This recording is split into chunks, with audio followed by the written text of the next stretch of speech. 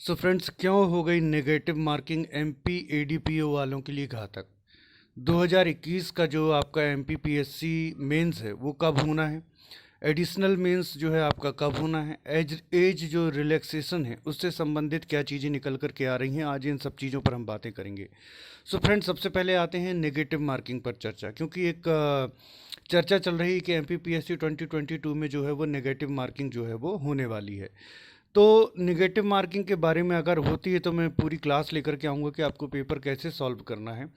पर अभी हाल ही में एक एग्ज़ाम संपन्न हुआ 18 दिसंबर को, एमपी एडीपीओ का एग्ज़ाम। और वो मूलतः जो है वो लॉ का एग्ज़ाम है, लॉ के स्टूडेंट्स का एग्ज़ाम है। तो जीके की प्रिपरेशन उनकी उस लेवल पर नहीं रहती है। पर जो जीके का पेपर आया वो काफ़ी अच्छा पेपर था, उसको आप मॉडरेट टू टफ लेवल में रख सकते हैं या टफ लेवल में रख सकते हैं।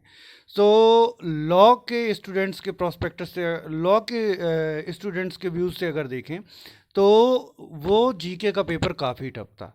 अब बहुत सारे ऐसे स्टूडेंट्स के मैसेजेस आ रहे हैं जिनके लॉ में जो है वो अबोव 80 जा रहे हैं। लॉ के पेपर में उन्होंने 80 प्लस जो है उनके सही हैं, लेकिन जीके के पेपर में जो है वो पासिंग मार्क्स भी नहीं ला पा रहे हैं। आप समझिएगा कि 40% पासिंग मार्क्स होते हैं। ओके, 50 क्वेश्चंस मतलब 20 क्वेश्चंस उनको दोनों पोर्शंस में पासिंग मार्क्स कंपलसरी हैं। ये भी नहीं है कि एक कंबाइंड अगर पासिंग मार्क्स चाहिए। दो सेक्शंस हैं, ए और बी, इसको अच्छे से समझिए क्योंकि ये बहुत इंपॉर्टेंट है।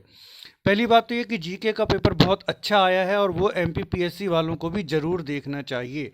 जो 2022 का एग्ज़ाम देने जा रहे हैं उनको तो ख़ास तौर पर देखना चाहिए कि जो अब एग्ज़ाम में क्वेश्चंस आ रहे हैं वो किस तरह से पूछे जा रहे हैं। बहुत ही अच्छा पेपर है जीके का, मैंने अभी देखा हुआ है। तो दो सेक्शंस होते हैं, ए बी। ए में होता है जीके और बी में होता है लॉ।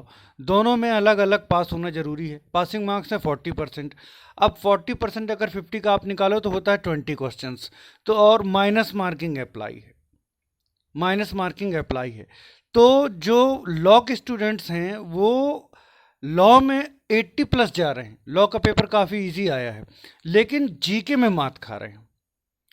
जीके में मात खा रहे हैं तो उनका एक फ्रस्ट्रेशन निकल रहा है कि ये मूल रूप से जो है वो लॉ का पेपर है और लॉ हमारा बहुत अच्छे से तैयार है, लेकिन जो अननेसेसरी पार्ट है अब उसको वो अपने एंगल से अननेसेसरी समझ रहे हैं। अननेसेसरी है कि नहीं ये बात अलग है। तो अननेसेसरी तरीके से हम बाहर हो रहे हैं। जीके में हमारा जो है वो जो कट ऑफ हम क्लियर नहीं कर पा रहे हैं। तो ये क्यों हो रहा है? नेगेटिव मार्किंग के कारण। अब नेगेटिव मार्किंग तो शुरू से रही है एडीपीओ एग्जाम में, लेकिन इतना टफ जीके का पेपर बना दिया गया लॉ वालों के लिए। जनरली क्या होता है, जो अदर फील्ड वाले रहते हैं जैसे लॉ हो गया, तो लॉ वालों के लिए थोड़ा सा पेपर जो रहता है जीके का वो थोड़ा सा इजी रहता है, क्योंकि वहाँ मेन जो पार्ट है उनका वो लॉ है।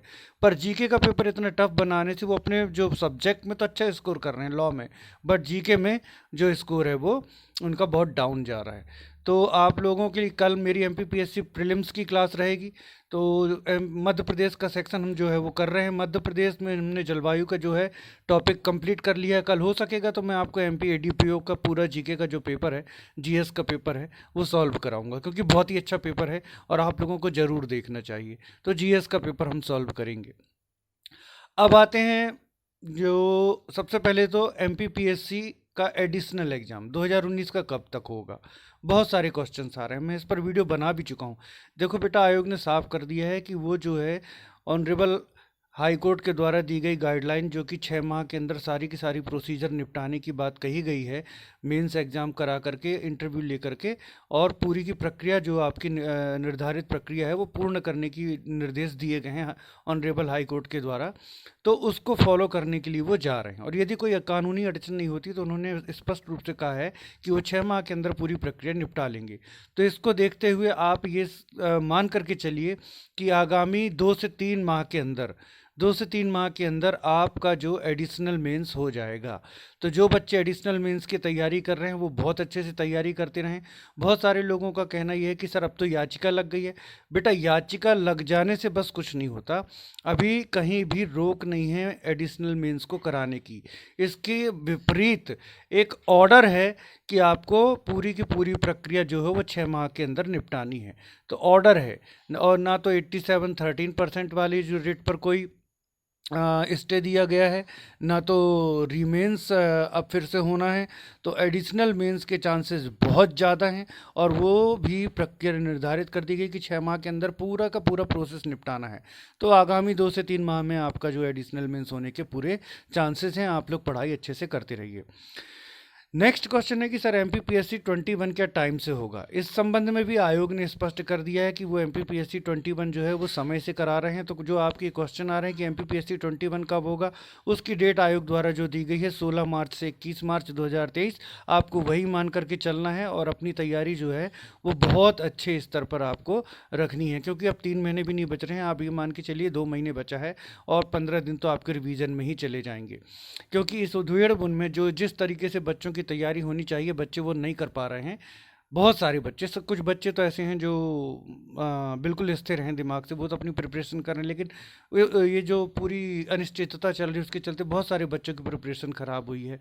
तो अब आप अपनी प्रिपरेशन जो है ज़ोरों पर स्टार्ट कर दीजिए, और आपको रिवीजन के लिए भी टाइम चाहिए, तो 2 महीने ही आप मान करके चलें। फिर एक क्वेश्चन था कि सर एमपीपीएससी नोटिफिकेशन कब तक आएगा। आयोग स्पष्ट कर चुका है कि दिसंबर लास्ट तक हम नोटिफिकेशन दे देंगे 2022 का। तो आप यही मान के चलिए 2022 एमपीपीएससी का जो नोटिफिकेशन है, अब उसको आने में आप ये समझिए कि अब इन 6 दिनों में कभी भी आ सकता है नोटिफिकेशन। इन 6 दिनों में कभी भी नोटिफिकेशन आ सकता है। और पोस्ट कितनी आ रही हैं, इससे चिंतित होने की आवश्यकता, इसको क्या कहें, जरूर चिंता का विषय जरूर है। लेकिन आयोग ने कहा है, आयोग ने स्वयं कहा है कि विभिन्न विभागों से अभी पद रिक्तता के संबंध में जानकारी नहीं मिल रही है, और इस पर पोस्ट आगे बढ़ने की पूरे के पूरे चांसेज हैं। तो अभी तो जो पोस्ट आ रही हैं वो थोड़ा सा डिप्रेस कर रही हैं लोगों को, लेकिन आगे हो सकता है जो पदों में वृद्धि देखने को मिले। तो अब 31 दिसंबर तक कभी भी आपका नोटिफिकेशन जो है वो आ सकता है। एक बात थी एज रिलैक्सेशन को लेकर के।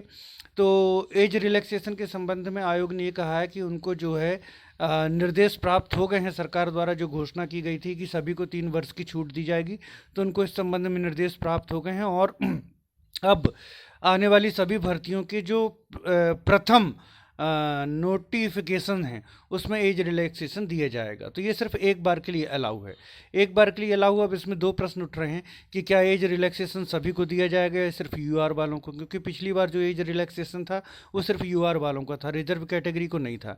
तो क्या यूआर वालों को मिलेगा, ओबीसी वालों को मिलेगा, एससी वालों को मिलेगा, एसटी वालों को मिलेगा, ईडब्ल्यूएस वालों को मिलेगा, दिव्यांग जनों को मिलेगा, या सिर्फ और सिर्फ यूआर को मिलेगा, या सभी को मिलेगा। क्योंकि अगर ये कोविड के कारण बाधा हुई है तो सभी को बाधा हुई है। यूआर वाले भी नहीं दे पाए, ओबीसी वाले भी नहीं दे पाए, एससी एसटी ईडब्ल्यूएस और दिव्यांगजन सभी बाधित हुए हैं। तो एज रिलैक्सेशन अगर दिया जा रहा है तो सभी को दिया जाए। अभी आगे देखने वाली बात है कि सभी को दिया जा रहा है या नहीं दिया जा रहा है, और दिया भी जा रहा है कि नहीं। हालांकि आयोग ने कहा है कि दिशा निर्देश प्राप्त हो गए हैं, और अब जो भी नोटिफिकेशन आएंगे उनमें एज रिलैक्सेशन दिया जाएगा। तो जो भी आपकी एग्ज़ाम्स आएंगे, चाहे वो एमपीपीएससी का हो, चाहे एमपीपीएससी फॉरेस्ट सर्विस का हो, चाहे आपका अब जितनी भी वैकेंसीज़ के जो प्रथम जो नोटिफिकेशन आएंगे उनमें एज रिलैक्सेशन रहेगा। चाहे वो आने वाला एमपीएडीपीओ एग्ज़ाम हो, चाहे वो आपका और भी जितने भी एमपीपीएससी एग्ज़ाम कंडक्ट कराता है, राज्य अभियांत्रिकी सेवा हो, या फिर आपका मेडिकल जो सर्विसेज हैं, या सहायक संचालक संवर्ग की जो परीक्षा है, या सेट एग्ज़ाम है, तो सभी में एज रिलैक्सेशन देगा। आयोग का यही कहना है कि सभी के प्रथम प्रथम विज्ञापन में जो है वो एज रिलैक्सेशन दिया जाएगा। अब प्रथम विज्ञापन कब तक आता है, जैसे आपका एमपीपीएससी का तो 2022 का आने वाला है, लेकिन अब राज्य अभियांत्रिकी सेवा का प्रथम विज्ञापन कब आएगा, एमपीएडीपीओ जस्ट अभी हुआ है तो उसका प्रथम विज्ञापन कब आएगा, उसमें एज रिलैक्सेशन एमपीएडीपीओ के एग्ज़ाम में मिलेगा या नहीं मिलेगा, है ना। तो ये देखने की बात होगी कि भाई आपने कह तो दिया कि प्रथम विज्ञापन में देंगे, लेकिन चूंकि विज्ञापन ही इतने दिनों दिनों बाद आते हैं, तो आप उन विज्ञापनों में ये छूट प्रदान करेंगे या नहीं करेंगे, और प्रदान करेंगे तो क्या सभी को प्रदान करेंगे, ये देखने वाली जो आगे बात होगी। तो आप लोग तैयारी करते रहिए। आपके जितने प्रश्न आ रहे थे, 1-2 दिन से मैं वीडियोस नहीं ला पा रहा था, तो बहुत सारे प्रश्न एकत्रित हो गए थे, तो आज सारे प्रश्नों का मैंने जो है उत्तर देने की कोशिश की है। और याचिकाओं से बहुत डरे हुए हैं लोग, तो मैं आपको यही कहना चाहूँगा कि देखिए, जिनको कुछ दुविधा है या जिनको संशय है तो वो याचिका लगा रहे हैं, लेकिन याचिका लग जाना ही सब कुछ नहीं होता है, बल्कि इस संबंध में कोई अभी स्थगन आदेश नहीं है, कोई स्टे नहीं है, कहीं से माननीय न्यायालय के द्वारा कोई आपत्ति नहीं की गई है, तो जो परीक्षा प्रक्रियाएं हैं वो अबाधित रूप से चलती रहेंगी। और हर बार की तरह MPPSC 2020 रिजल्ट कब आएगा बेटा, इस बात का मेरे पास कोई जवाब नहीं।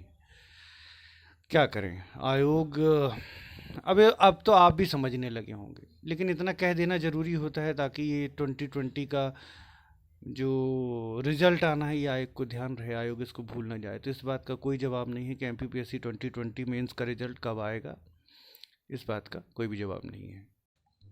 एक प्रश्न मध्य प्रदेश पटवारी परीक्षा को लेकर के भी आया था कि सर ये नॉर्मलाइजेशन कितना प्रभाव डालता है। तो बेटा नॉर्मलाइजेशन जो है वो आपका काफ़ी प्रभाव डालता है। बहुत सारी शिफ्ट्स में एग्ज़ाम्स होते हैं और एक नॉर्मलाइजेशन का एक फार्मूला जो हम एक्सपेक्टेड करते हैं तो वो मैं कभी डिस्कस करूंगा, लेकिन अभी आप ये समझिए कि जब सामान्यीकरण की प्रक्रिया की जाती है तो उसमें कई बार ऐसा होता है कि जिसके मार्क्स ज़्यादा हैं वो कम हो गए और जिसके मार्क्स कम हैं वो ज़्यादा हो गए। उदाहरण के लिए एक केस मैं बता रहा हूँ आपको कि 82 से 74 मार्क्स हो गए थे और 76, सॉरी 82 से 76 मार्क्स हो गए थे और 78 वाले के 84 हो गए थे।